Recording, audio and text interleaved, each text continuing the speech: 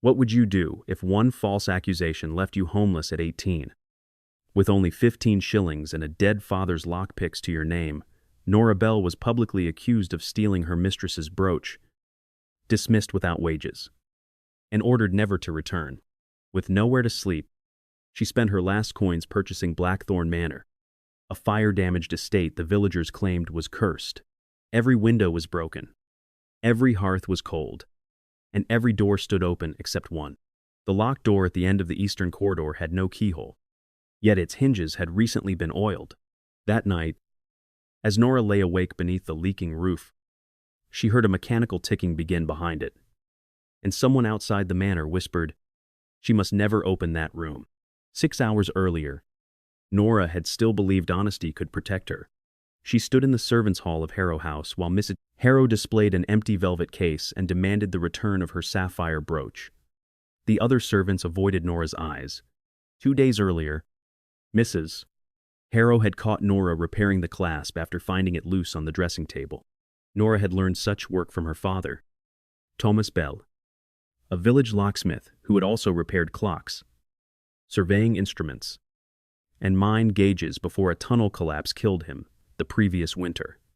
"I returned it to the case," Nora said, "and you alone handled it." Mrs. Harrow replied. Sir Edmund Harrow watched from beside the fireplace, his silver-headed cane resting between his hands. He owned the coal mine, half the cottages in Wycliffe, and most of the debts carried by those who lived in them. "Search her belongings," he said. The housekeeper emptied Nora's canvas bag onto the table. A spare dress, a comb, 2 crusts of bread, her father's roll of narrow picks and files, and 15 shillings spilled out. No brooch appeared. It did not matter. Mrs. Harrow called the tools proof of criminal habits. Sir Edmund withheld Nora's final month of wages as compensation and instructed the housekeeper to put her outside. Snow had begun falling when the door closed behind her. Nora walked toward the village with the tool roll beneath her coat, protecting it from the damp. Her father had taught her never to force a lock. Metal remembered violence. He used to say, "Listen carefully," and it would tell you why it refused to move. Those lessons were all he had left her. By afternoon, news of the accusation had reached every lodging house in Wycliffe. 3 doors were shut in Nora's face. At the 4th, the proprietor demanded 6 shillings in advance and warned that thieves slept in the stable. Nora left without answering. Near the parish office, she noticed a rain-spotted auction, notice nailed beneath a proclamation concerning mine safety. Blackthorn Manor and 6 acres. Title to be transferred for outstanding rates. Structure unsound. No warranty of access or habitability. The reserve price was 12 shillings. With 3 more required for the deed stamp, Blackthorn stood beyond the northern ridge. Abandoned since a fire 31 years earlier, villagers claimed its final owner had locked himself inside the eastern wing and vanished while the house burned around him.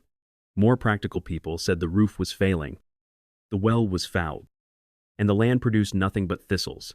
Nora saw one fact: the gossip could not alter. 15 shillings could purchase legal shelter. Parish clerk Amos Pike stared at her as if she had asked to buy the church tower. "The western roof may not survive another winter," he warned, "and Sir Edmund has offered to clear the ruin once the parish takes possession." Nora placed 12 shillings on his desk. Then, 3 more. "The parish has possession now." Pike hesitated before admitting that it did. He fetched the conveyance papers and summoned 2 clerks as witnesses. Nora read every line. Her father had taught her enough lettering and figures to manage his repair accounts, and she noticed that the eastern boundary ended at an old ventilation shaft belonging to Harrow Colliery. Sir Edmund's offer suddenly seemed less charitable. When the stamp was pressed into the deed, Nora felt the last of her money disappear and something firmer take its place. Blackthorn Manor was collapsing, condemned, and feared, but it belonged to her. At dusk, she climbed the ridge with the deed inside her dress and her father's tools in her bag. The manor emerged through the snow, its scorched eastern walls black against the white hillside. Near the broken gate, a cloaked figure stood waiting. Nora could not see the stranger's face, but she heard the warning clearly. "If you value your life, girl, surrender that deed before Harrow learns you have read the boundary." Then the figure vanished among the trees. leaving Nora alone before the house she had just bought. Nora waited until the trees stopped moving before she approached the gate. The warning might have been intended to frighten her, but it had done something more useful. It confirmed that Sir Edmund cared about Blackthorn's eastern boundary. She pushed through the iron gate, which hung from one hinge, and crossed a courtyard buried beneath snow and dead ivy. The manor's front steps had split down the center. Above them, 4 stone columns supported a portico darkened by the old fire. Nora expected the main door to be locked, but it opened beneath her hand with a groan that echoed through the entrance hall. Snow had blown through broken windows and gathered in pale drifts across the floor. Water stained the plaster. Sections of the ceiling had fallen, and a burned chandelier lay twisted beneath a sheet of ice. The air smelled of wet ash even after 31 years. Nora closed the door against the wind and tested the floorboards with her weight before every step. The west side of the house had escaped the worst of the fire, but its roof sagged visibly. The eastern wing was blackened from floor to cornice. Though most of its outer walls remained standing, she chose a small morning room near the rear courtyard as her shelter because its ceiling was intact and its fireplace drew properly when she held a burning scrap of paper beneath the flue. A broken chair provided enough dry wood for a brief fire. From the kitchen, she recovered an iron kettle, a chipped cup, and 3 candles sealed inside a tin box. The pump over the kitchen sink produced brown water that smelled of metal, so she marked it unsafe and melted clean snow instead. Her supper consisted of 1 bread crust softened in hot water. Hunger tightened her stomach, but exhaustion hurt more. She blocked the morning room door with a fallen table, wrapped herself in her spare dress, and placed her father's tool roll beneath her head. Sleep had nearly taken her when a faint metallic rhythm reached her through the wall. Tick. A pause. Tick. Another pause. Longer this time. Then a third strike. Nora sat up. The fire had collapsed into red embers, and the manor was otherwise silent. She took a candle and followed the sound into the central hall. It did not resemble a clock. The intervals were uneven, more like a weighted mechanism losing power each time it sounded. She felt the vibration faintly through the soles of her boots. It led her toward the eastern corridor, where the fire damage grew more severe. Charred paneling peeled from the walls. A section of ceiling had fallen across the passage, forcing her to climb over blackened beams. Beyond them stood a tall oak door unlike any other in the manor. The flames had scorched its lower panels, yet the timber remained solid. A narrow iron strip reinforced every edge, preventing a blade or pry bar from being inserted between the door and its frame. Nora raised her candle and searched for a keyhole. There was none. No knob, latch, or external plate disturbed the wood. The door appeared to have been designed to open only from the opposite side. She examined the hinges and found them protected inside deep stone recesses. When she touched the lowest one, her fingertip came away slick. The oil was clear and smelled faintly of whale oil, not the thick black residue an abandoned hinge would have collected over 3 decades. Someone had maintained it recently. The ticking stopped on the other side. Nora held her breath, listening for footsteps. Instead, she heard a soft movement inside the wall to her left, followed by the click of metal settling into a notch. She lifted the candle and studied the surrounding stone. The mortar beside the door was pale gray, while the mortar farther along the passage had darkened almost black with age. The difference might have meant repairs after the fire. But the paler section formed a perfect rectangle, nearly 12 feet wide.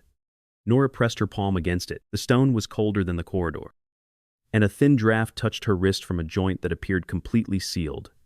She remembered the schedule of rooms attached to her deed: drawing room, library, morning room, 8 bedchambers, servant quarters, kitchen, cellars, and 2 damaged chambers in the east wing.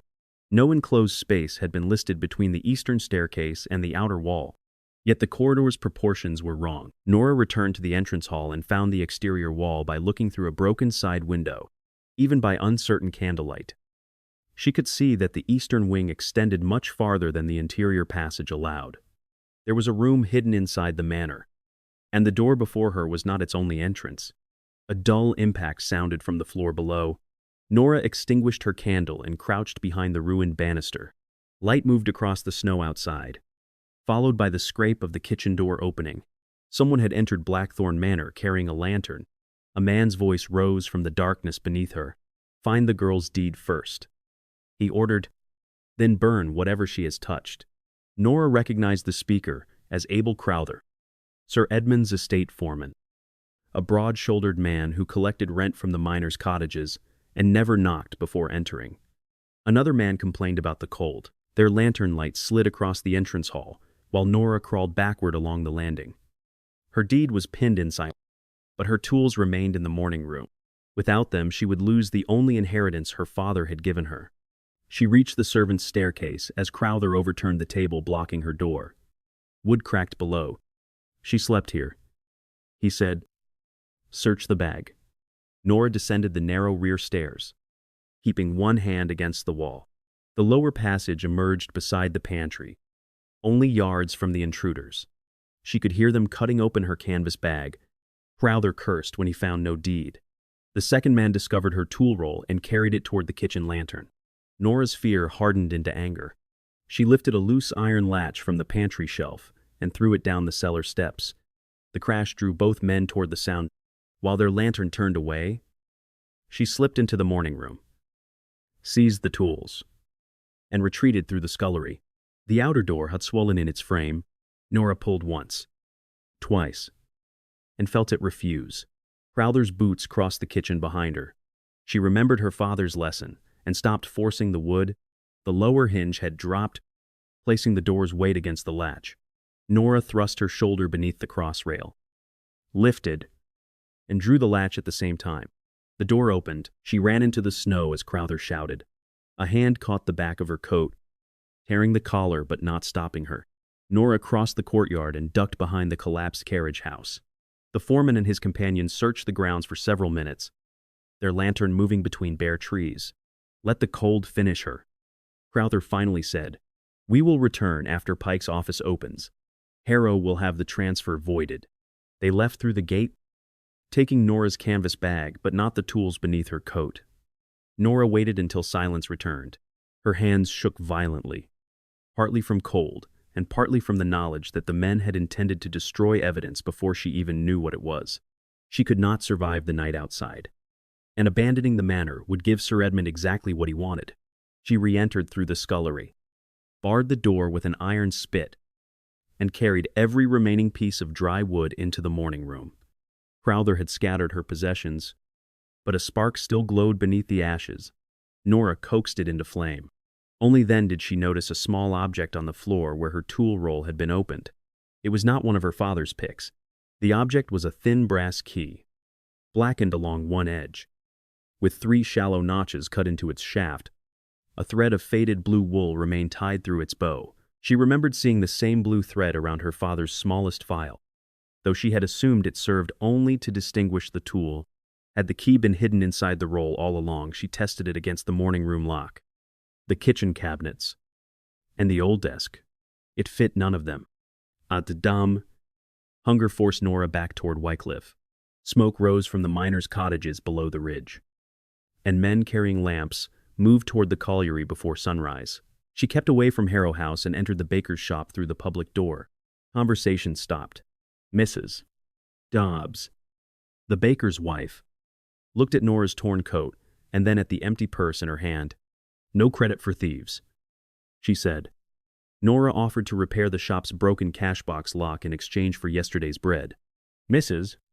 Dobbs hesitated until her husband brought out the box, whose key had snapped inside the ward. Nora used 2 narrow picks and a drop of lamp oil, feeling the obstruction through the metal.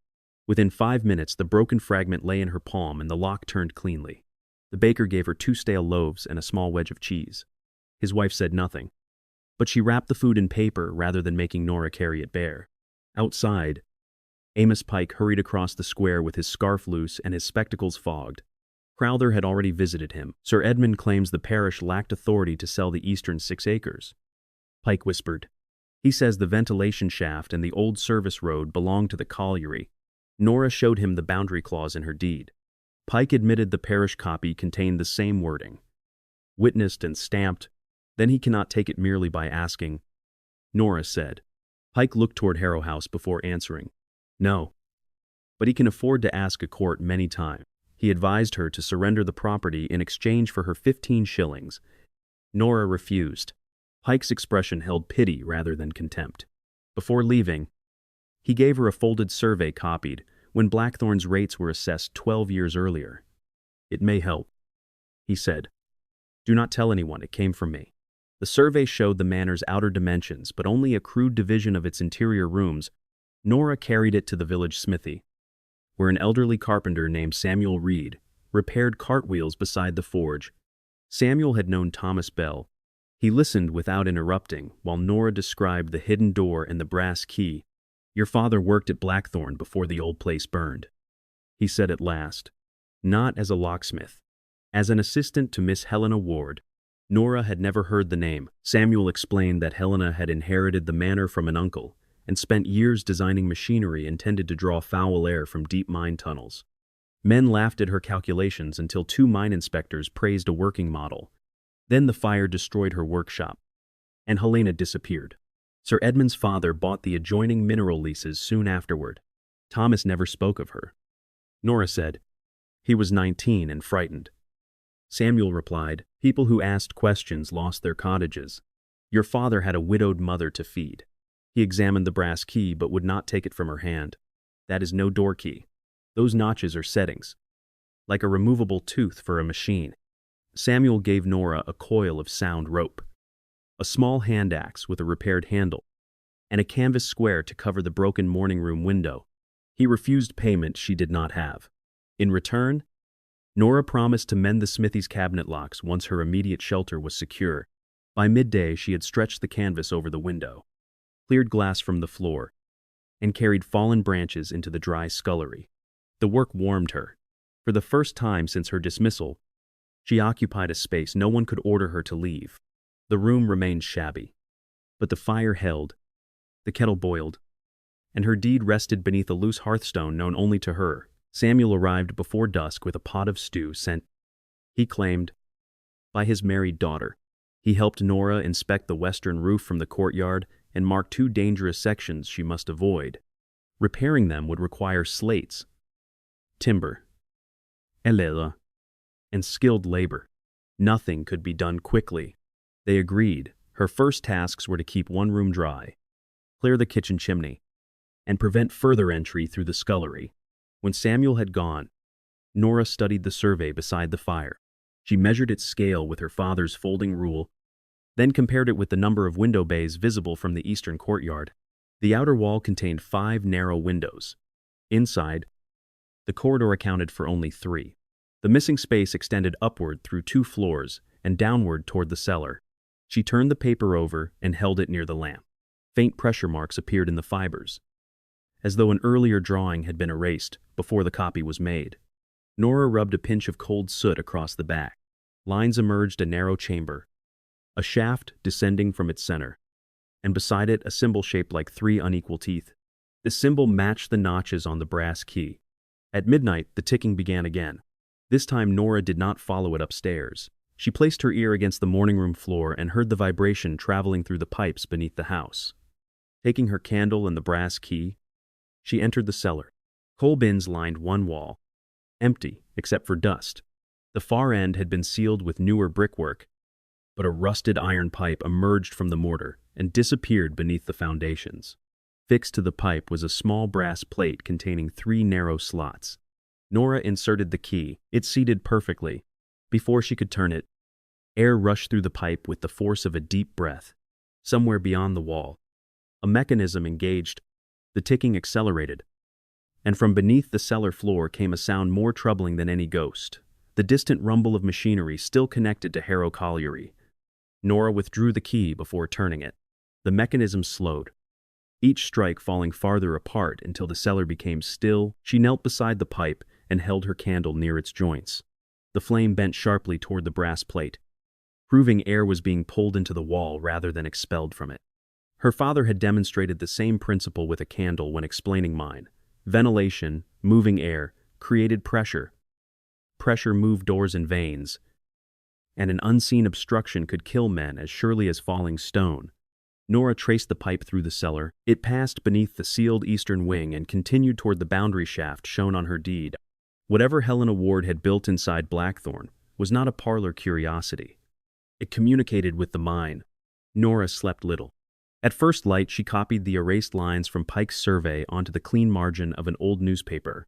She marked the cellar pipe, the hidden rectangle beside the corridor, the 5 exterior windows, and the shaft near the boundary. Her father's brass key rested at the center of the table. Thomas had never told her about Helena Ward. Yet he had preserved the only removable part of Helena's mechanism for more than 30 years. Nora felt betrayed for one painful moment, then remembered how Sir Edmund controlled wages, cottages, food, and reputation. Silence might have been the price Thomas paid to keep his mother alive. The more important question was why he had finally tied the key inside his tool roll, where Nora would inherit it. Samuel returned, carrying a ladder whose bottom rung had been replaced twice. Nora showed him the cellar plate, but did not insert the key again. His weathered face tightened at the sound of the mine machinery below. The old eastern workings were abandoned after the fire. He said, "Harrow's men reopened part of them 5 years ago. They call it the North Cut. 47 miners had died in the original North Cut disaster. The same year, Blackthorn burned. The official finding blamed an underground gas pocket, and Helena's experimental ventilator, according to the story repeated in Wycliffe. Her machine reversed the airflow and carried flame through the tunnels. Helena had vanished before she could face an inquiry. Samuel had never believed it. Your father repaired the pressure gauges after the explosion. He said. He told me 3 had been altered. A week later, the manor burned. Nora asked whether Thomas had accused anyone. Samuel shook his head. The mine owners held the inquiry in a room at Harrow House, and every surviving worker depended on them. Helena's notebooks were said to have burned. Her workshop could not be entered because the eastern floors had collapsed. Sir Edmund's father bought the mineral rights at a reduced price, then financed a memorial stone on which Helena's name appeared beneath the words, "Reckless Experimentation." The village had accepted a simple villain because grief demanded one. Nora looked toward the blackened wing. If the workshop burned, why is its door intact? Samuel had no answer. They spent the morning repairing practical things. Samuel reset the scullery door on its hinge while Nora dismantled its damaged lock, filed a bent lever, and cut a replacement spring from a strip of clock steel. The work required patience more than strength. By noon, the bolt slid home with a clean, decisive click. Samuel watched her test it 3 times. Thomas said you had better hands than he did. He told her.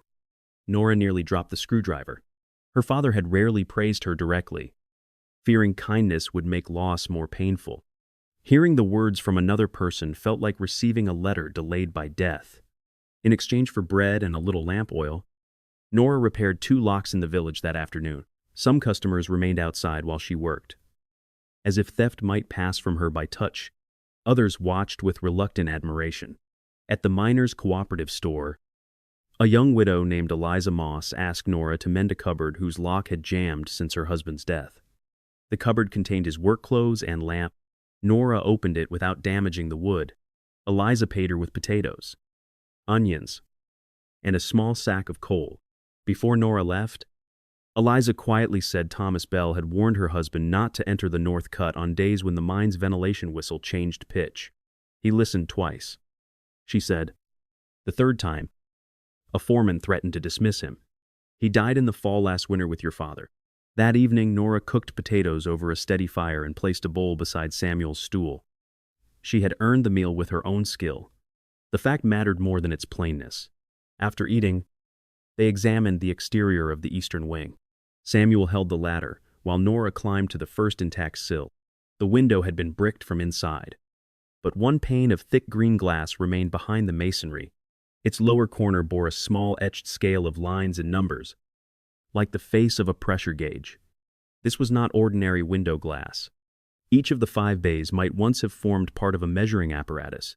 Nora noticed a copper cap beneath the sill, almost hidden by soot. She loosened it with a wrench and found a narrow speaking tube descending into the wall. When she whispered into it, her own voice returned a second later from somewhere below, altered by distance. On the ground, Samuel uncovered a stone drain whose channel pointed uphill rather than toward the stream. It was too narrow to carry rainwater and too carefully lined to be accidental. Nora poured half a cup of melted snow into it. The water vanished toward the manor, pulled by suction. The hidden machinery was breathing through more than one path. She marked the drain on her copy of the plan. 3 clues now connected the sealed room to the mine, the cellar pipe, the measured window, and the intake drain. The next morning, a polished carriage stopped at Blackthorn's gate. Sir Edmund stepped down with Crowther and a solicitor named Felix Darnley. Sir Edmund wore a fur-lined coat and an expression of paternal concern. "Miss Bell, you have been badly advised," he began. He claimed the parish transfer included only the manor, not the shaft, road, or underground apparatus. Darnley produced a typed notice, ordering her not to interfere with mine property. Nora asked for the court seal. There was none. Darnley called the notice preliminary.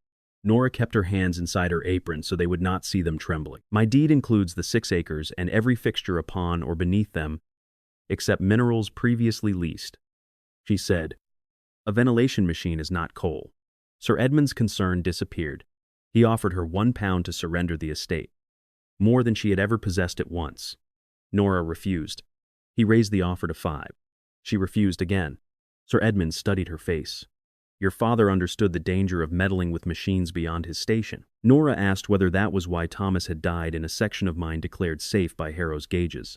Crowther stepped forward, but Sir Edmund stopped him with his cane. "Grief has made you foolish," he said. "The house will do the rest." As the carriage departed, Darnley looked back at the eastern wall with naked apprehension. He knew more than Sir Edmund had intended to reveal. Nora and Samuel entered the cellar after dark. They removed 6 newer bricks beside the iron pipe. Not enough to damage the wall, but enough to expose a narrow service channel. Behind it stood a vertical iron rod connected to chains and counterweights. The brass plate accepted Helena's removable key, whose 3 notches selected one of 3 gear positions. Nora cleaned the slots and inserted the key. The first position released a small weight, sending 1 slow tick through the house. The second opened an air valve, drawing the candle flame sideways. The third resisted. Nora did not force it. A tiny inscription around the plate became visible beneath the grime: "Test only when North Bell is silent." The mine's shift bell rang faintly through the hill at 6 each morning and 6 each evening. The warning meant Helena's 3rd setting should be used only when no workers were underground. Nora waited until Sunday. When the north cut was closed, Samuel stood beside the cellar wall with a rope around the counterweight in case the old chain failed. Nora turned the brass key to the 3rd notch. For several seconds, nothing happened. Then the weight descended, the rod lifted, and air thundered through the pipe. Dust burst from the mortar. Upstairs, gears engaged in rapid sequence, they ran to the eastern corridor and saw the apparently solid door move inward half an inch. There was still no handle. Nora inserted a thin pick into the gap and felt not a lock but a sliding bar operated from below. Samuel returned to the cellar and held the 3rd position while Nora pressed the door. The bar withdrew. The oak door opened with a sigh of cold, dry air. Behind it lay not the missing room itself, but a narrow iron gallery surrounding a vertical shaft. The hidden chamber occupied the space beyond another wall. Copper pipes crossed the gallery like branches, each labeled with a metal tag: North Cut, Old West, River at it, Lower 4. A circular recorder fixed to the wall held a roll of smoked paper. Although most of the paper had decayed, the protected inner layers still displayed thin white lines scratched by a moving needle. Nora recognized dates from the week of the old disaster. The lines showed airflow weakening over 3 days, then collapsing hours before the explosion. Helena's machine had recorded the failure. It had not caused it. At the center of the gallery stood a brass model of the mine mounted beneath glass. Small gates represented ventilation doors. One gate in the north cut had been wired in the wrong direction. A tag tied to the wire bore Thomas Bell's initials. Nora understood her father had marked the altered component during his inspection. Before she could examine it closely, voices sounded in the entrance hall. Samuel extinguished their lamp. Crowther and 2 constables entered the corridor carrying an order signed by a county magistrate. Sir Edmund had obtained an injunction forbidding Nora from operating equipment connected to the mine. Crowther smiled when he saw the open door. "You have saved us the trouble," he said. Nora shut the inner gallery before the men reached it, but she could not conceal that the outer door had moved. The constables searched the corridor under Crowther's direction. Their order authorized them to secure dangerous machinery, not seize Nora's house. Yet Crowther treated every object as Harrow property. He took the brass key from the cellar plate and placed it in his pocket. Nora protested that it belonged to her father. The older constable looked uncomfortable but said ownership would be decided at the hearing. Crowther ordered a blacksmith to rivet an iron strap across the door. Before leaving, he leaned close to Nora. A locked room is useful only while the right people hold the key. For 2 days, Nora could do nothing but work for food and study her copied plan. She repaired locks, hinges, kettle handles, and a miner's damaged lamp shutter. Each small job changed one person's opinion. The baker began saving flour sweepings for her. Eliza Moss brought a blanket and asked no questions. A schoolteacher named Miss Clara Wynne offered access to the parish reading room, where old newspapers and mine reports were stored. Yet hostility remained. Children shouted thief when Nora crossed the square. And Mrs. Harrow's friends withdrew their custom from anyone who employed her. Samuel lost a cartwheel order from Harrow Colliery. When Nora apologized, he said a man who sold his conscience for 1 wheel would eventually lose the whole cart. In the reading room, Nora found the official report of the Northcutt explosion. It claimed Helena Ward's ventilator had been tested at noon on March 14, forcing gas toward an open lamp. The recorder paper in the gallery told a different story. Airflow had failed before dawn, and the machine had not entered its full test cycle until after the explosion. Nora also found a list of the 47 dead. Besides, several names appeared, the words compensation paid, but Eliza said many widows had received nothing. A separate notice announced that all Blackthorn records had been destroyed by fire 3 nights after the mine disaster. The dates formed a chain altered gauges. Explosion. False inquiry. Manor fire. Transfer of mineral leases. Miss Wynne located an older architectural journal containing a short article by Helena. It described an automatic regulator that used differences in underground pressure to open emergency airways without steam power. The design included a memory drum that continuously recorded airflow. Helena had intended it for mines too poor to maintain large engines. The article ended with a sentence Nora read twice. No proprietor should possess the power to silence the instrument that records his neglect. Sir Edmund's father had possessed exactly that motive. Darnley visited Blackthorn alone the following evening. He remained outside the gate and spoke quickly. Sir Edmund planned to claim the manor transfer was fraudulent because Nora had concealed her supposed criminal history from the parish. Darnley offered to prevent the case if she surrendered the property. Nora asked why the mine owner feared a condemned house. The solicitor's eyes moved toward the eastern wing. Some histories are too old to correct, he said. Not to the families who still live beneath them. Nora replied. Darnley warned that proof inside the gallery would be challenged as damaged, unauthenticated, and illegally obtained. Even if Helena's machine exonerated her, it would not establish Nora's right to anything. On that point, he was correct. Discovery was not ownership, and truth without a legal chain could still be buried. After he left, Nora unfolded her deed and studied the witnesses. One name belonged to a former parish surveyor, Benjamin Val, now living at a charity hospital in Durham. Another appeared on the faint erased plan, A. Roque, house steward. Samuel knew of an Agnes Rook, Helena's housekeeper, who had left Wycliffe after the fire. No one knew whether she remained alive. Nora could not afford a railway ticket to Durham, much less days away from the manor. Miss Wynne proposed a lawful subscription. The miners' widows each contributed a penny or halfpenny. Samuel gave a shilling. The baker placed a collection jar near his till without displaying Nora's name. Within a week, they had enough for third-class travel and 1 night's lodging. Before Nora could leave, the mine whistle changed pitch. It happened shortly after midnight. A low, wavering note that rose and broke. Men emerged from cottages carrying lamps.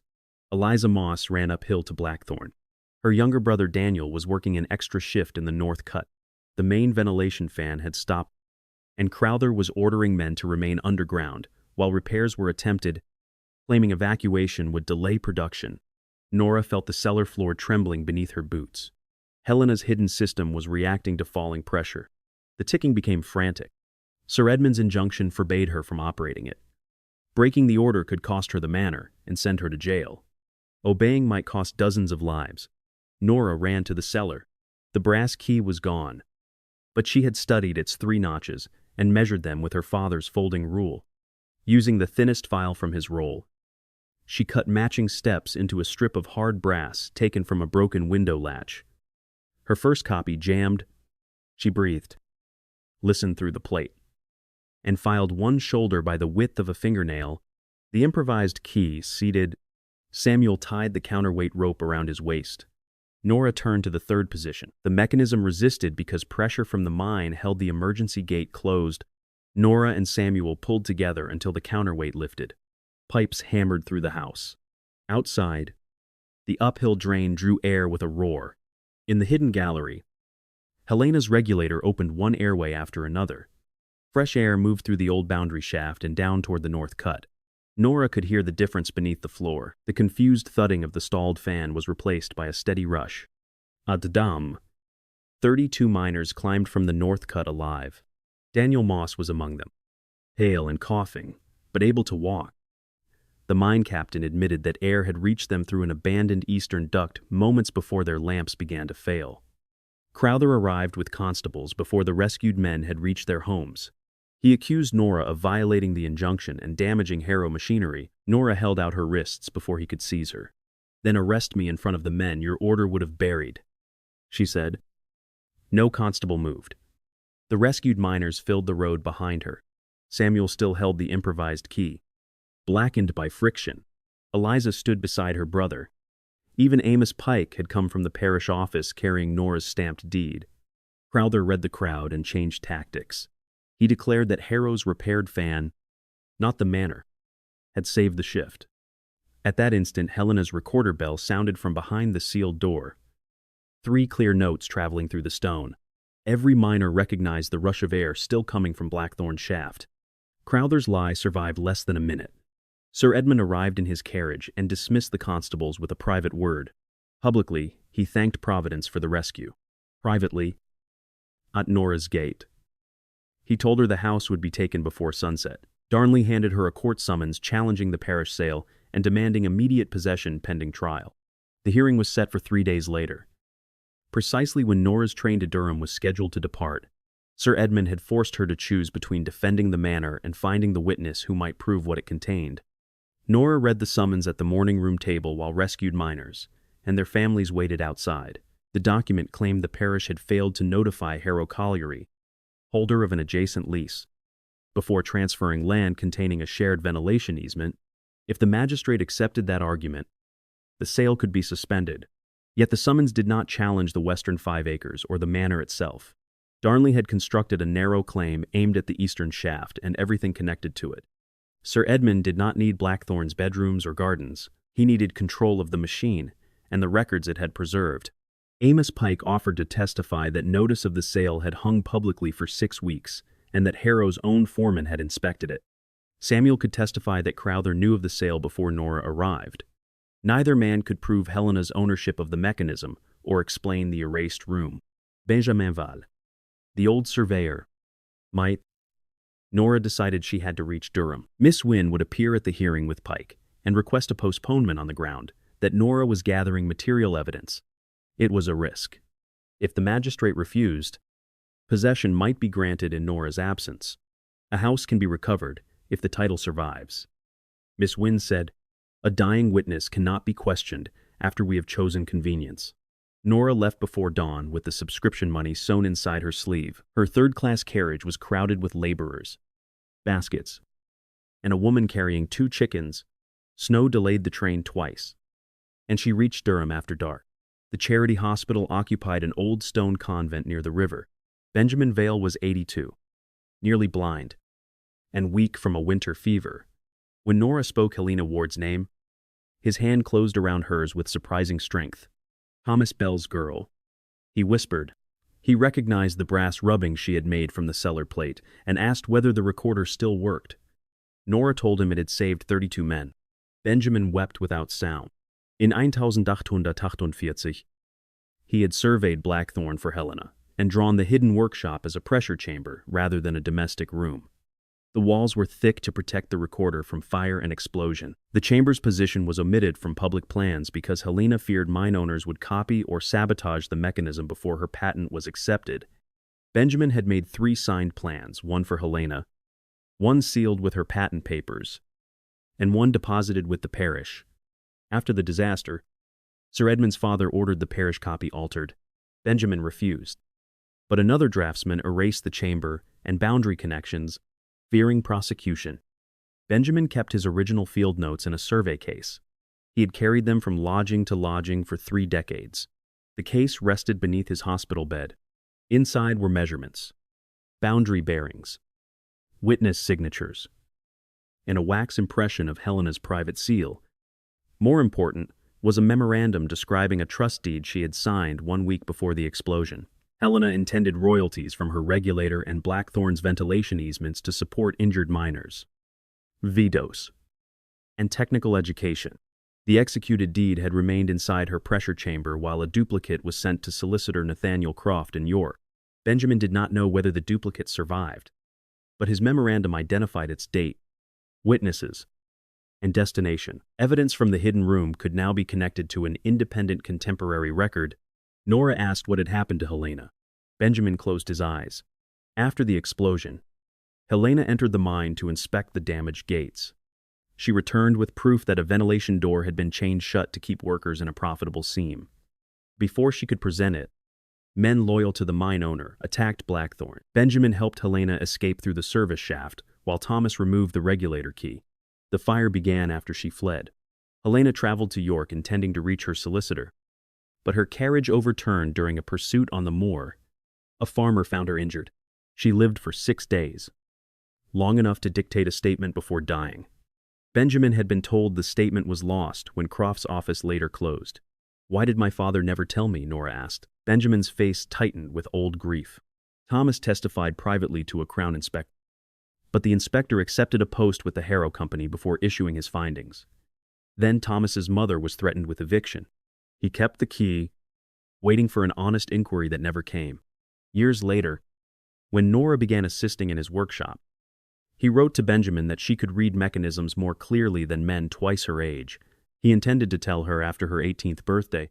He died 2 weeks before it. Benjamin signed a sworn statement in the presence of the hospital chaplain and 2 attendants. He gave Nora his survey case and asked her to finish what fear had prevented him from doing. She took the first train home. At Wycliffe Station, Eliza Moss waited with a handcart and terrible news. The magistrate had granted Harrow temporary control of the Eastern Acre, after Darnley claimed Nora had fled to avoid the hearing. Crowther had fenced the shaft, expelled Samuel from the manor, and placed guards at both gates. Worse, water was pouring from the Blackthorn cellar into the stream. Harrow's men had opened an old mine sluice, deliberately flooding the pressure chamber. Nora ran up the ridge. The morning room window was smashed, her food scattered, and the hearthstone lifted. The copy of her deed was gone, though the original remained with Pike. Water stood knee-deep in the cellar. Crowther had broken Helena's brass plate and cut the counterweight chain. The pipe leading to the north cut had been severed. Above, the iron strap across the hidden door had been reinforced with a padlock. Sir Edmund had used a temporary order concerning 1 acre to occupy the entire house. For the first time since her dismissal, Nora allowed despair to reach her. She sat on the front steps in wet skirts, holding Benjamin's survey case beneath her coat. Everything she had made livable was damaged. Her blanket lay in the snow. The repaired scullery door hung splintered. The machine that had saved 32 men might already be ruined. Legal papers could not pump water from a cellar or restore evidence dissolved into mud. Sir Edmund had more money, more men, and a court order bearing a magistrate's seal. Then carts began arriving. The first belonged to Samuel, carrying ropes, buckets, and 3 carpenters whose sons had survived the North Cut. The second brought Eliza and 12 miners' wives. The baker came with bread. Amos Pike carried the parish deed book under his coat. Miss Wynne brought older students capable of copying documents. Men from the rescued shift arrived with shovels and a hand pump borrowed from the fire brigade. Not everyone in Wycliffe came. Some watched from the road, unwilling to oppose Harrow. Others called Nora a troublemaker. But those who entered Blackthorn did so because they had witnessed her use the house to save lives before it had given her anything in return. The guards attempted to stop them until Pike read the limits of the temporary order allowed. Harrow controlled access to the shaft and connected apparatus. Not Nora's domestic rooms or western grounds. Crowther threatened arrest. Samuel invited him to arrest 30 families. The guards withdrew to the eastern fence. They worked through the night. Buckets moved hand to hand up the cellar stairs, while the fire brigade pump drew water through the scullery. Nora directed them to leave sediment undisturbed near the sealed wall. The flooding had entered through a mine sluice shown on Benjamin's original survey. Closing it from Blackthorn would violate the order. So Daniel Moss and 2 miners walked to the public inspector's office and reported that Harrow was discharging mine water into the village stream. By morning, a county inspector ordered the sluice closed on environmental and safety grounds. Sir Edmund's legal weapon had become evidence of his interference. When the water fell below the brass pipe, Nora recovered pieces of Helena's broken control plate. The recorder paper inside the gallery would be higher, protected by the chamber's raised floor. But there was no guarantee the inner seals had held. Crowther still possessed the original brass key. Nora's improvised copy had disappeared during the seizure. She cut another from the same measured pattern. Yet the damaged plate no longer guided it. Her skill could restore the interface, but she needed time. Miss Wynne opened Benjamin's survey case on the dry morning room table. Pike compared the boundary bearings with the parish deed book. They matched exactly, including the eastern shaft. Benjamin's memorandum mentioned a brass cylinder concealed inside the regulator's central balance, sealed with Helena's wax mark. It contained the executed trust deed and a letter naming the person authorized to revive the mechanism if Helena died. Nora had assumed the glass-covered mine model was merely explanatory. Its central balance was the legal heart of the legacy. Darnley returned at noon with a revised order authorizing Harrow to remove any device essential to mine operations. He found 40 witnesses inside the manor and a county water inspector examining the flooded cellar. For the first time, his confidence cracked. Nora showed him Benjamin's sworn statement, but not the memorandum describing the cylinder. Darnley read the witness names and went pale at Nathaniel Crofts. His own legal firm had absorbed Crofts' records 20 years earlier. If Helena's duplicate trust deed survived, it might be in Darnley's archive. Nora watched him fold the statement. "You knew Crofts' papers existed," she said. Darnley denied it too quickly. She asked whether Mrs. Harrow's missing brooch was also in his archive. The question was a guess, but his reaction confirmed a connection. Darnley looked toward the crowded hall and lowered his voice. "Mrs. Harrow had pawned the brooch to cover private gambling debts. Sir Edmund invented the theft to dismiss Nora after Crowther reported seeing Thomas Bell's tool roll in her possession. They feared Thomas had passed Helena's key to his daughter. Darnley had drafted the accusation, but had not planted the brooch. He offered information in return for protection from professional ruin. Nora refused a secret bargain. "Bring Crofts' archive and tell the truth at the hearing," she said. "Then the magistrate may decide what your truth is worth." Darnley left without agreeing. That evening, Sir Edmund posted notices declaring Blackthorn unsafe and Nora responsible for the Northcutt crisis. He cut all colliery work promised to Samuel, dismissed Daniel Moss, and gave the miners until Monday to sign statements crediting Harrow's fan with their rescue. Only 7 signed. The others formed a queue outside Nora's morning room and dictated what they had experienced underground: the dead fan, the failing lamps, the rush of air through Helena's eastern duct, and the time marked on their pocket watches. The public hearing was moved from the magistrate's office to Wycliffe's assembly hall because the crowd could not fit inside the smaller room. Sir Edmund sat beside Darnley at one table. Nora sat with Miss Wynne and Pike at another. She wore her repaired gray dress and carried Benjamin's survey case.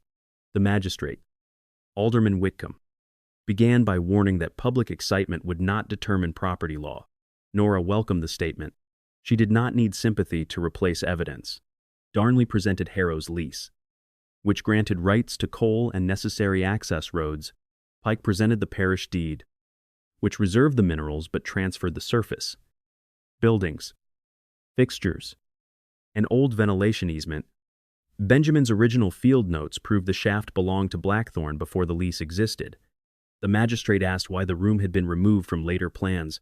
Nora submitted Benjamin's sworn statement and the altered parish copy. Different ink and handwriting showed that the deletion had occurred after the disaster. Harrow's claim of an innocent mapping error weakened. Sir Edmund rose and called Benjamin a senile coward. The insult stirred the gallery. Alderman Whitcomb ordered him seated. Darnley then argued that even if Helena built the device, 31 years of mine use had converted it into Harrow property. Nora answered with testimony from the rescued workers showing the company had denied the system existed until it saved them. A proprietor could not claim continuous possession of a machine he publicly described as destroyed. The hearing turned when the county inspector testified that someone under Harrow's authority had opened the sluice and flooded Blackthorn after the temporary order was issued. Crowther denied giving the command. One of the guards contradicted him, repeating Crowther's instruction to wash the old woman's papers into the river. The magistrate suspended Harrow's right to remove anything from the manor and ordered the eastern rooms preserved until a full inquiry. Nora had won time. Not the case. The trust deed remained locked inside the chamber, and Sir Edmund still held Helena's original key. Alderman Whitcomb asked whether Nora could open the mechanism without destroying it. She said she could attempt a repair under neutral supervision. The court reconvened at Blackthorn the following morning with the county inspector, Pike, both parties, and 12 public witnesses. Nora rebuilt the broken control plate at the cellar table. She flattened its bent brass face, replaced 2 guide pins with trimmed clock screws, and aligned the 3 slots using Benjamin's measurements. Her fingers were numb from cold, and hundreds of eyes seemed to press upon them. She reminded herself that metal did not care about wealth or reputation. It responded only to pressure, alignment, and truth. Her newly cut key entered the first notch, then the second. At the third, it stopped. Crowther smiled. Nora withdrew it and examined the wear mark. The replacement guide pin was 1 hair too high. She removed it, filed its shoulder, and tried again. The key turned. The counterweight chain had been cut, so miners raised the rod using a block and tackle under the inspector's direction. The reinforced oak door opened. Dry air escaped from the gallery, followed by the smell of oil and old paper. The raised floor had protected most of the chamber from flooding. Helena's recorder stood intact. The glass mine model remained at its center, but its brass balance had been removed. Sir Edmund's face revealed the answer before anyone spoke. During the seizure, Crowther had taken the cylinder. The inspector searched him and found nothing. Nora examined the model's empty mount. Fresh scratches crossed the retaining ring, and a smear of black grease marked the gallery floor. The trail ended near a speaking tube labeled Lower 4. Crowther had not carried the cylinder out through the guarded corridor. He had dropped it into the tube, sending it down toward the mine. The lower 4 airway had been sealed since the old disaster, and now lay partly beneath Harrowland. Recovering the cylinder would require entering unstable workings. Sir Edmund argued that no court could order men into danger for an unproven document. Nora agreed. No one should risk a life for paper, but Helena's plan showed the speaking tube terminated at a service alcove accessible from the old boundary shaft, not the mine tunnel. The alcove lay within Blackthorn's eastern acre. Crowther had chosen the tube believing it descended beyond Nora's property. His haste had betrayed him. The service shaft was too narrow for Samuel. Nora volunteered to descend, but the inspector refused to allow an untrained person. Daniel Moss and another rescued miner, Jacob Price, had maintained similar shafts. They offered to go under the inspector's supervision. Nora protested that they had already risked enough. Daniel answered that Helena's machine had sent air to him when Harrow would not send help. Recovering her truth was not payment to Nora. It was a duty to the dead. They descended with safety ropes and tested the air at each level with shielded lamps. 40 minutes later, Daniel returned carrying a mud-streaked brass cylinder wrapped in his scarf. Helena's wax seal remained intact beneath a protective cap. Alderman Whitcomb ordered it opened in the assembly hall by the clerk of court. Sir Edmund demanded an appeal. The magistrate refused to delay preservation of potentially fragile evidence. The cylinder contained 3 documents on parchment treated with wax and stored around a central spindle. The first was Helena Ward's executed trust deed, signed by 2 witnesses and acknowledged before a solicitor. It assigned future patent income and fees from Blackthorn's ventilation easement to a fund for miners injured in participating collieries, widows of men killed through preventable negligence, and a technical school open to workers' daughters as well as sons. The second document was a patent specification bearing Helena's seal and the same drawings published in the Architectural Journal. The third was a letter addressed to Thomas Bell. Nora read the letter privately before allowing the clerk to copy it. Helena thanked Thomas for recognizing that one reversed gate could turn a life-saving system into a weapon. If she failed to return, she authorized him to preserve the key and entrust it only to someone who understood that a machine's purpose was measured by the lives it protected. not the profit it produced. Thomas had not been named heir to Blackthorn. No convenient sentence granted Nora wealth. Instead, Helena appointed the lawful owner of Blackthorn as custodian of the system. Subject to the trust's public purpose, by purchasing the manor through a valid parish sale, Nora had acquired responsibility before she knew it carried value. The trust deed alone did not end the matter. Darnley could still challenge its registration and claim it had never taken effect.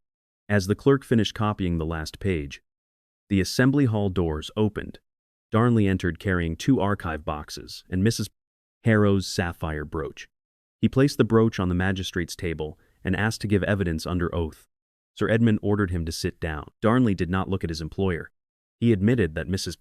Harrow had pawned the brooch in Newcastle 3 weeks before Nora's dismissal. Darnley had redeemed it with money from a Harrow account after Sir Edmund decided to use the supposed theft as grounds to search Nora's belongings.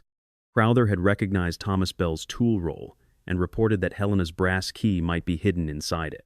Nora had not been dismissed because anyone believed she was a thief. She had been removed before she could inherit knowledge her father had guarded.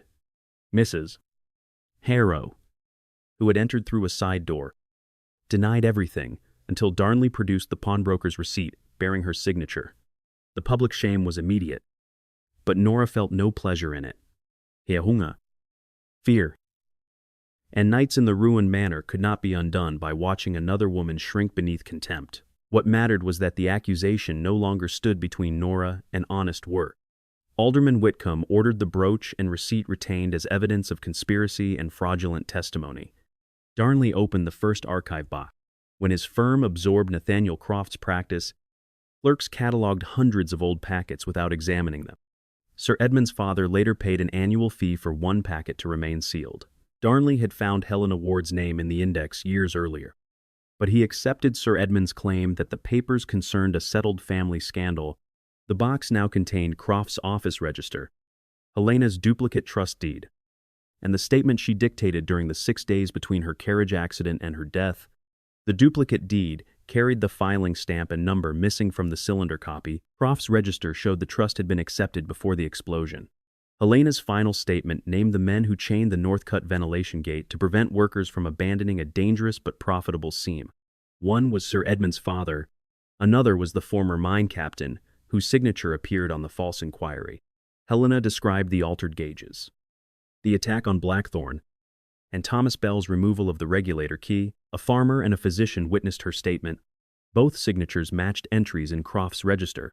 The second archive box contained correspondence between the Harrow Company and Darnley's predecessors for 31 years.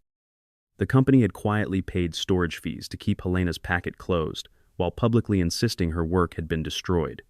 Recent letters were worse. Sir Edmund instructed Darnley to find a way to acquire Blackthorn before the parish sale, warned that Thomas Bell might have passed on the Ward tooth, and authorized Crowther to remove any recorder or trust document discovered in the East Wing. Darnley had preserved the letters to protect himself, never imagining they would become the evidence that ruined his client. Sir Edmund stood so abruptly that his chair fell. He called Darnley a coward and the documents stolen property. Alderman Whitcomb ordered the constables to prevent him from leaving. Sir Edmund's public mask finally broke.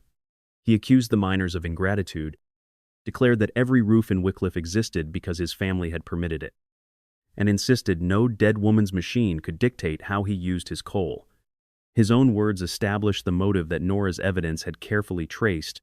The magistrate could not decide criminal liability for the old explosion, but he could preserve evidence, rule on possession, and refer current offenses to the county prosecutor. He confirmed the parish sale of Blackthorn Manor, including the eastern shaft and fixed machinery, subject to existing mineral leases and Helena's trust. He dissolved Harrow's temporary possession order. Crowther was arrested for unlawful entry, destruction of evidence, and interference with a safety apparatus. Darnley was released under summons after surrendering his files and agreeing to testify. Sir Edmund faced charges connected to conspiracy, fraudule accusation, witness coercion, flooding, and obstruction of mine safety. An independent receiver took control of Harrow Colliery until the county inspector completed his investigation. The crowd did not cheer at first. The consequences were too large.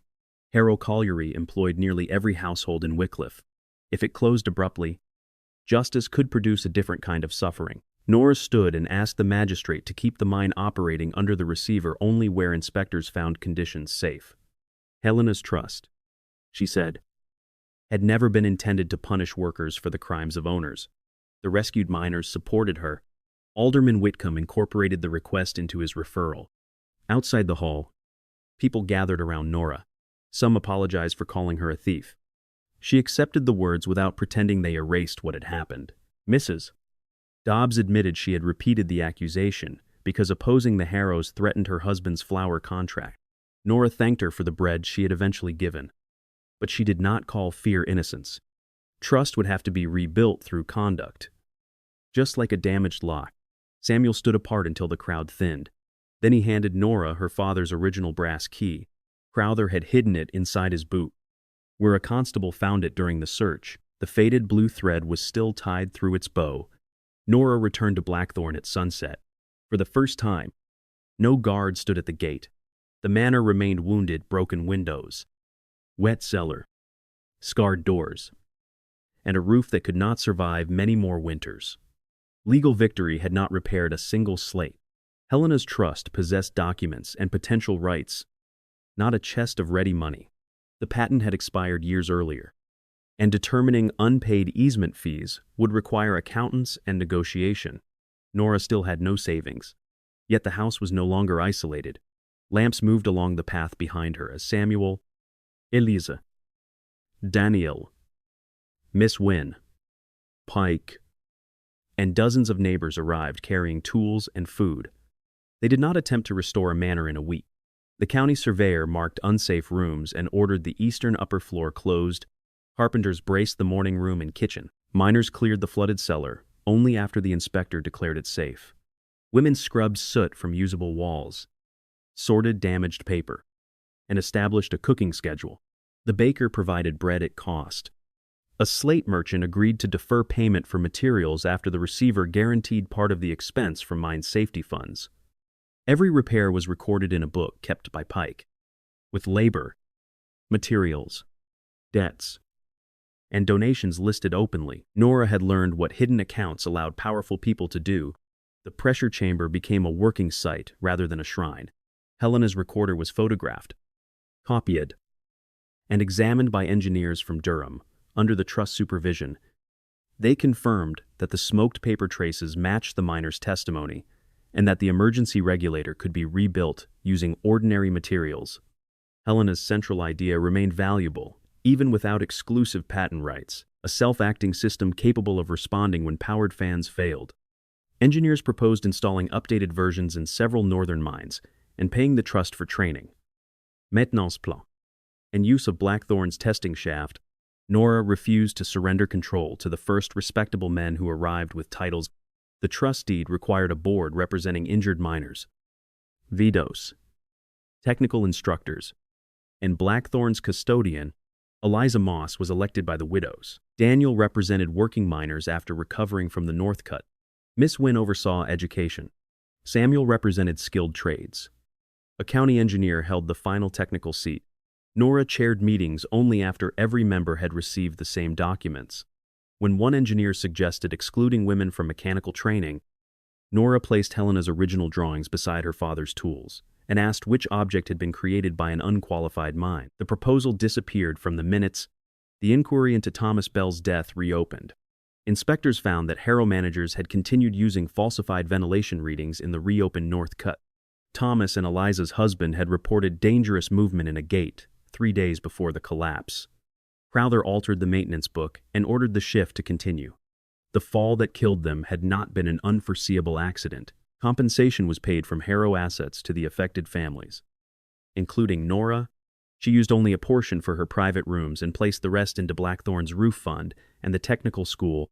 Samuel warned her not to turn generosity into another form of self-erasure. On his advice, she retained enough to purchase warm clothing, proper food, and a secure savings certificate in her own name. Sir Edmund's trial took place in Durham 6 months later. The old mine deaths could not all be prosecuted after so many years. But the recent conspiracy was documented by letters, witnesses, forged claims, and Crowther's actions. Sir Edmund was convicted of conspiring to destroy evidence and obstructing a mine safety apparatus. He lost management of the colliery and paid substantial penalties into the workers' compensation fund. Crowther received a prison sentence after the guard testified about the flooded chamber. Darnley was suspended from practice. His cooperation reduced his punishment, but did not erase the part he had played. Mrs. Harrow sold Harrow House and left Wycliffe. Nora never saw her again. Benjamin Vale lived long enough to receive a copy of the court's ruling. Nora visited him with Samuel and brought one restored sheet from Helena's recorder, framed behind glass. Benjamin touched the frame because his eyes could no longer see its lines. "We waited too long," he said. Nora answered that fear had delayed the truth but had not destroyed it. He died peacefully 2 weeks later. At his request, his survey case returned to Blackthorn, where it was catalogued with his full testimony rather than hidden in a cupboard. Spring revealed how much work remained. Meltwater entered the west attic. Ivy had opened joints in the southern wall. The kitchen garden was buried beneath rubble, and half the orchard trees were dead. Nora and Samuel made a 3-year plan. The first year would secure roofs, drainage, and 2 classrooms. The second would restore the workshop gallery and build a safe entrance independent of the old counterweight. The third would repair additional rooms if income allowed. Nothing depended on miracles. Training fees from the receiver, modest easement payments, donations, and workshop repairs formed the budget. The trust refused loans, carrying control over its decisions. Nora began earning wages as Blackthorn's instrument keeper. She calibrated gauges, repaired recorder mechanisms, and taught apprentices how to detect wear before failure. Her first class included 4 miners' sons, 3 miners' daughters, and a quiet boy whose father had signed Harrow's false statement. Some trustees objected to admitting the boy. Nora insisted that children should not inherit punishment for choices made under hunger and fear. Discipline would be equal, opportunity should be as well. The brass key remained useful, but Nora placed it in a glass-fronted cabinet only after making working copies. Beneath it, she wrote no grand claim about destiny. The label stated simply, "Removable setting key preserved by Thomas Bell, used by Nora Bell to reactivate the ward emergency regulator during the Northcutt failure." Facts were strong enough. Visitors often expected a tale of ghosts and treasure. Nora showed them pressure maps, repaired valves, witness statements, and lists of lives saved. The Curse of Blackthorn had been a story built to make neglect appear supernatural and therefore unavoidable. Once people understood the mechanisms, responsibility returned to human hands. Not every villager embraced the change. A few continued to say Nora had risen above her station. One former Harrow clerk claimed she had ruined the town by exposing private matters. When the independent receiver shortened dangerous shifts and closed an unstable seam, some workers blamed Blackthorn for reduced wages. Nora attended those meetings rather than hiding behind the trust. She helped develop repair work, gauge production, and training positions to replace part of the lost income. Progress remained uneven. Justice could reveal a wound. It still required daily labor to heal it. By autumn, Blackthorn's western roof was watertight. The morning room where Nora once slept beneath a torn dress became her office. She kept the original scarred table, repaired and leveled, as a reminder that useful things did not need to be made flawless. The kitchen served hot meals to apprentices. The former drawing room became a reading room containing mine reports, engineering manuals, parish records, and copies of every trust account. Miss Wynne established evening lessons for adults who had been denied schooling. Eliza organized a cooperative that produced protective lamp covers and canvas ventilation sleeves under contract to nearby mines. The sealed eastern room was opened formally on the anniversary of the rescue. No ribbon was cut. Instead, Daniel Moss turned Helena's restored regulator through a demonstration cycle while students observed the movement of its gates. Nora explained how a change in pressure lifted a weighted arm, how the recorder traced airflow continuously, and how the original disaster occurred only after a gate was deliberately reversed and chained. At the end, the machine rang 3 clear notes. The sound that once frightened Nora now signaled that the emergency airway had opened correctly. After the demonstration, Samuel brought Nora a small parcel wrapped in brown paper. Inside was her father's folding rule, polished and fitted with a new brass hinge. It had cracked during the months of work. Samuel had repaired it without removing the scratches made by Thomas's hand. Nora unfolded it across Helena's original plan. The measurements of the missing room aligned perfectly with the restored chamber. For years, maps had denied the space existed. Now students moved through it every day, learning from the woman whose name the town had once carved beneath an accusation. The memorial stone near the mine was altered by public vote. The false words about Helena's recklessness were removed. In their place appeared the names of all 47 miners, followed by Thomas Bell and the men lost in the later Northcutt collapse. Helena's name stood not above theirs, but beside a simple statement. Her work recorded the danger others chose to conceal. Nora requested that no statue be raised to her. The money was used to install emergency regulators in 2 smaller collieries that could not afford them. One winter evening, nearly a year after Nora purchased Blackthorn, snow covered the ridge, exactly as it had on her first arrival. She walked from the village carrying bread she had paid for with her own wages. Lamps glowed behind repaired windows. Laughter came from the kitchen, where apprentices were finishing supper. In the eastern gallery, a student checked the recorder before closing the workshop. The manor no longer stood above Wycliffe like a warning. It had become part of the village's daily life. Nora paused at the gate where the cloaked stranger had once warned her to surrender the deed. She had eventually learned the figure was Agnes Rook, Helena's former housekeeper. Agnes had returned secretly after hearing Thomas Bell was dead and feared Harrow would recover the key. Age and illness prevented her from approaching openly. She now lived in a small trust cottage and spent 2 afternoons each week helping Miss Wynne identify household records saved from the fire. Her knowledge completed details no machine could record Helena's habits, her stubborn humor, the meals shared with workers, and the grief she carried for every preventable injury. Agnes joined Nora at the gate, leaning on a cane. "When I saw you that night, I thought the house had chosen another victim," she said. Nora looked at the lit windows. "Houses do not choose victims." Agnes smiled. "No, people do. And sometimes, people choose differently." Inside, Nora hung her coat beside the door. A letter waited on her desk from a mine in Wales requesting 2 trained inspectors, one of whom could be a woman. Eliza had left the latest cooperative accounts for review. Samuel had drawn plans for 3 apprentice rooms beneath the repaired west roof. None of it resembled sudden wealth. It was work, obligation, disagreement, wages, meals, maintenance, and the steady expansion of choices where none had existed before. Nora opened the trust account book and entered the day's expenses. She still remembered the 15 shillings placed on Pike's desk. Every coin she possessed. People later said she had bought a fortune for almost nothing. They were wrong.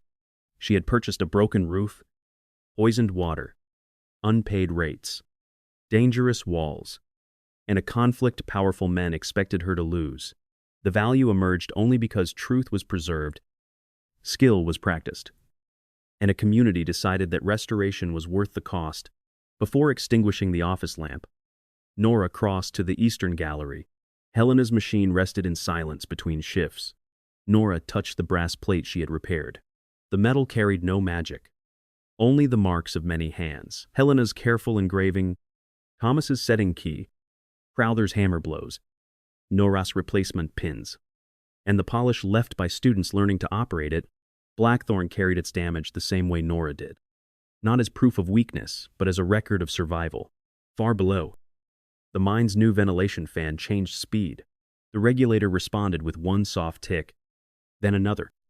Nora watched the recorder needle trace a steady line. The emergency gates remained open, exactly as they should. She closed the gallery door without locking it. No truth essential to the town's safety would ever again depend upon a single hidden key. Then she walked back toward the warm room, leaving the once missing chamber open and illuminated behind her.